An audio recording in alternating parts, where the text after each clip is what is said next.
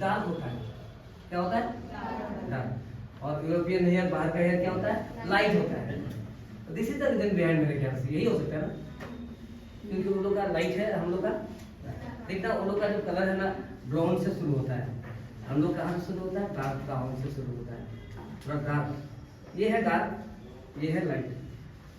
कौन सा डार्क है, कौन सा लाइट है हमारा side?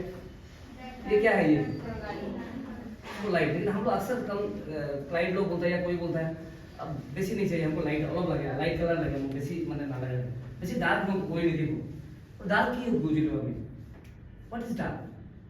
This side is dark and this is lighter. और लाइट माने बेसी, डार्क माने कम, डाउन। ये तो आप कलर कलर तो पता है, আমি মার খাও আর वो বেশি ডার্ক में कोई বলে अरे डार्क तो কম हो যাবো আর লাইট কি হয়ে যাবো কালো দাও। বাইরে কি আছে? লাইট আছে। ভিতর কি আছে? হয় না, আমার রুমের বাইরে কি আছে? বহুত লাইট হয়ে আছে রুমের ভিতর।